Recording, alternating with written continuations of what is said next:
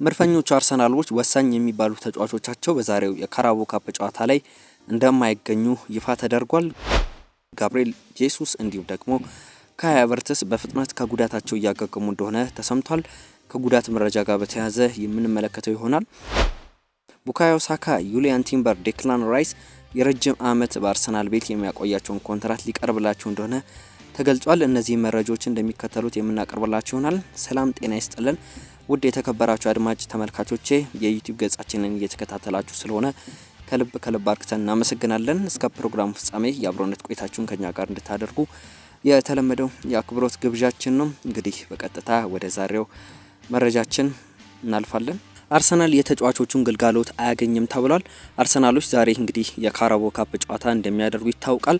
ከብራይተን ሆቭ አልቢዮን ጋር ነው ጨዋታቸውን የሚያደርጉት። በዚህ ጨዋታ ላይ የዊሊያም ሳሊባና የጋብሪኤል ማርቲኔሊ ግልጋሎት እንደማያገኙ ነው አሰልጣኝ ሚኬል አርቴታ ይፋ ያደረጉት። በሌላ በኩል ደግሞ በባለፈው ሳምንት በነበረው የፕሪሚየር ሊግ ጨዋታ ከክሪስታል ፓላስ ጋር በነበረው የጨዋታ መርሃ ግብር ላይ ተቀይሮ ሲወጡ የተመለከትናቸው ዴክላን ራይስ እንዲሁም ደግሞ ሪካርዶ ካላፊዮሪ እንግዲህ ለዛሬው ጨዋታ እንደሚደርሱ አሰልጣኝ ሚኬል አርቴታ ይፋ አድርጓል። እንግዲህ ዴክላን ራይስ ሲወጣ ምቾት አልተሰሙም ነበርና በዛ ጨዋታ ላይ ምናልባትም ጉዳት ገጥሞታል ብለው በርካቶች ሲገምቱ ነበር። ነገር ግን ዴክላን ራይስም ሆነ ሪካርዶ ካላፊዮሪ እንዲሁም ቡካዮ ሳካ ለጨዋታው ዝግጁ ይሆናሉ ተብሎ እንደሚጠበቅ ነው አሰልጣኝ ሚኬል አርቴታ ይፋ ያደረጉት። በቋሚነት ይሰለፋሉ ወይ? አጣብቂኝ ነው። ምክንያቱም እንግዲህ ተጠባቂ ጨዋታ በፕሪሚየር ሊግ የሚያደርጉት እንዲሁም ደግሞ በአውሮፓ ቻምፒየንስ ሊግ የሚደረጉ ናቸው። በእርግጥ የካራቦ ካፕ መርሃ ግብር ቀላል አይደለም። ምክንያቱም ተጋጣሚያቸው ብራይተን እንደሆነ ይታወቃል። ብራይተን ጠንካራ ቡድን እንደሆነ ይታወቃል እና ይህንን ውድድር ደግሞ አርሰናል ለማሸነፍ ከሚፈልጉ ቡድኖች መካከል አንደኛው ነው አርሰናል። ስለዚህ ወሳኝ ተጫዋቾቹን ቀላቅሎ እንደሚገባ በርካቶች ይጠብቃሉ። ዛሬ ምሽት 4:45 ሲል ነው ጨዋታው የሚደረገው ከብራይተን ጋር እንግዲህ በካራቦ ካፕ ጨዋታውን የሚያደርግ ይሆናል አርሰናል። ነገር ግን ዊሊያም ሳሊባ ሆነ ጋብሪኤል ማርቲኔሊ መጠነኛ ጉዳት እንዳጋጠማቸው አሰልጣኝ ሚኬል አርቴታ ተናግሯል። ያን ያክል አስከፊ የሚባል ጉዳት አይደለም፣ ነገር ግን ለዛሬው የካራቦ ካፕ ጨዋታ እንደማይደርሱ ተረጋግጧል። በሌላ በኩል ደግሞ አርሰናል ከጉዳት ተጫዋቾቹ እያገገሙለት እንደሚገኙ ተገልጿል። እንደሚታወቀው ለረጅም ወራት ከሜዳ የራቁት ጋብሪኤል ጄሱስ እና ካይ ሃቨርትዝ አሁን ላይ በፍጥነት ከጉዳታቸው እያገገሙ ይገኛሉ። ጋብሪኤል ጄሱስ አሁን ላይ የሳር ላይ ልምምድ ጀምሯል። በመቀጠልም ከመላው ቡድኑ አባላት ጋር ልምምዱን ያደርጋል።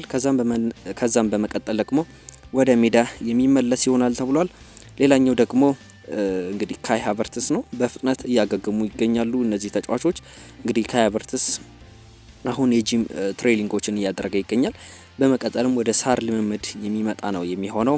ይህ መረጃ እንግዲህ ለአርሰናልና ለደጋፊዎቹ መልካም የሚባል ዜና ነው። ኖኒ ማዱኬ እንዲሁም ደግሞ ማርቲን ኦዴጋርድም በፍጥነት ከተባለላቸው ጊዜ በመቅደም ከጉዳታቸው እያገገሙ የሚገኙ ተጫዋቾች ናቸው እና ይሄ ለአርሰናል መልካም የሚባል መረጃ ነው።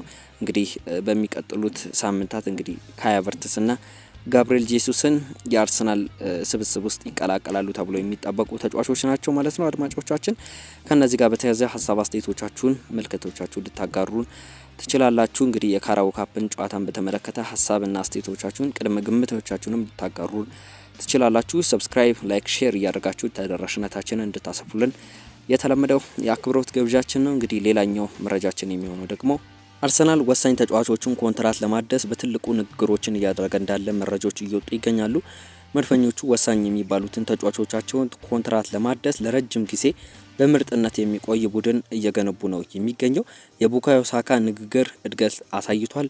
የዩሊያን ቲምበርም አዲስ ስምምነት እየተደረገ ነው። እናም የዴክላን ራይስ ኮንትራትን በተመለከተ አዳዲስ ነገሮችን እየተመለከትን እንገኛለን። ከቡካዮ ሳካ ጋር በተመለከተ ተጫዋቹ ረጅም ዓመት በአርሰናል የሚያቆየውን ኮንትራት ለማስፈረም በዝግጅት ላይ እንደሆኑ ተገልጿል። ተጫዋቹ በአርሰናል ኮንትራቱን የሚያራዝም ከሆነ ሳምንታዊ ደሞዙ በማሻሻል በአርሰናል ትልቅ ተከፋይ የሚሆንበትን አጋጣሚ እንደሚኖር ተገልጿል። ተጫዋቹ እንደሚታወቀው 2027 ኮንትራቱ ይጠናቀቃል እና ይህንን ተከትሎ መድፈኞቹ ኮከባቸውን በፍጥነት ኮንትራቱን እንዲያድስ በንግግር ላይ ይገኛሉ እና ሳሚ ሞክቤል እንዳጋረው መረጃ ከሆነ ደግሞ አርሰናሎች አሁን ላይ ትልቅ የሚባል ነገሮችን ለማድረግ እንቅስቃሴ እያደረጉ እንዳለ ነው መረጃዎች እየወጡ የሚገኘው።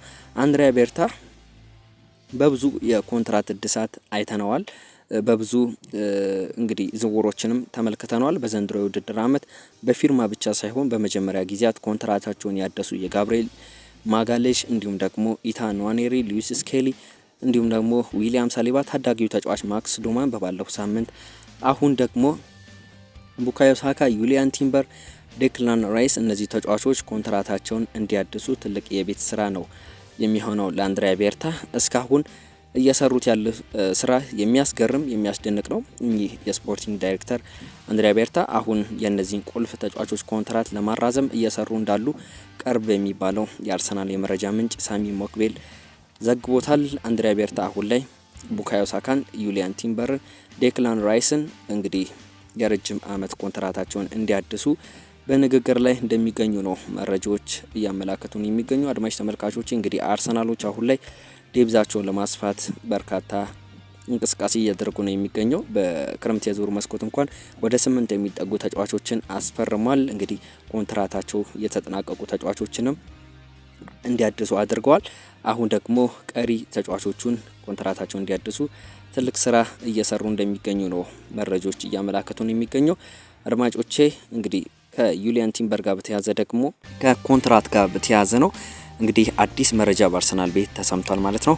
የተከላካይ ስፍራ ተጫዋች የሆነው ዩሊያን ቲምበር አዲስ ኮንትራት በአርሰናል ቤት ሊቀርብለት እንደሆነ አንዳንድ መረጃዎች እየወጡ ይገኛሉ። እንደሚታወቀው ዩሊያን ቲምበር ባሳለፍነው የውድድር ዘመን አንስቶ በዘንድሮ የውድድር ዓመት ጨምሮ እጅግ የሚያስገርም ጥሩ ፐርፎርማንስ እያሳዩ ከሚገኙ የአርሰናል ተጫዋቾች መካከል ቀዳሚው ስፍራ እንግዲህ ዩሊያን ቲምበር እንደሆነ ነው በርካቶች እየጠቀሱ የሚገኙ። ይህንን ተጫዋች እያደነቁት ይገኛሉ አብዛኞቻቸው። ይህንን ተከትሎ ተጫዋቹ በብዙ ክለቦች አይን ውስጥ መግባት ችሏል። እናም አርሰናል ለዚህ ተጫዋች አዲስ የረጅም ጊዜ ኮንትራት ሊያቀርብለት እንደሆነ መረጃዎች እየወጡ ይገኛሉ። የበርካታ ክለቦች ተቀዳሚ ምርጫ ነው ዩሊያን ቲምበር። ነገር ግን አሁን ላይ አርሰናል የረጅም ዓመት ኮንትራት ሊያቀርብለት እንደሆነ ተገልጿል። ተጫዋቹ እንደሚታወቀው እስከ 2027 ድረስ የሚያቆየው ኮንትራት አለው በአርሰናል ቤት።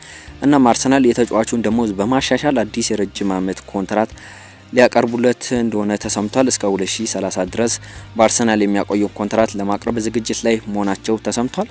እንግዲህ የአርሰናሉ ስፖርቲንግ ዳይሬክተር የሆነው አንድሪያ ቤርታ ተጫዋቹ አዲስ ኮንትራት ለማስፈረም በንግግር ላይ ናቸው። እንግዲህ እንደሚታወቀው ቤርታ ወደ አርሰናል ከመጡ በኋላ በርካታ ዝውውሮችን አድርጓል። አንዳንድ ተጫዋቾችም ኮንትራታቸውን እንዲያድሱ አድርጓል። ትልቅ ስራ እየሰሩ የሚገኙ ሰው ናቸው። እናም አሁን ደግሞ ዩሊያን ቲምበር አዲስ ኮንትራት ለማስፈረም እየሰሩ እንደሆነ ተገልጿል ማለት ነው። አድማጮቻችን እንግዲህ ለሰዓቱ የነበሩን አርሰናልን የተመለከቱ ስፖርታዊ መረጃዎች እንደሚከተለው አቀርበናል። እናንተም አብራችሁን ቆይታ ስላደረጋችሁ ከልብ አርክተን እናመሰግናለን። ቻናላችንን ሰብስክራይብ፣ ቪዲዮአችንን ላይክ፣ ሼር እንድታደርጉ የተለመደው የአክብሮት ግብዣችን ነው። ተደራሽነታችንን እንድታሰፉልን በአክብሮት እንጠይቃለን። ላይክ ከምን ጊዜ በበለጠ እንድታደርጉ የተለመደው የአክብሮት ግብዣ ነው። ስለነበረን የአብሮነት ቆይታ ከልብ አርክቼ አመሰግናለሁ። መልካም ቀን ይሁንላችሁ እያልኩኝ እኔ እዚህ ጋር ተሰነባበታለሁ።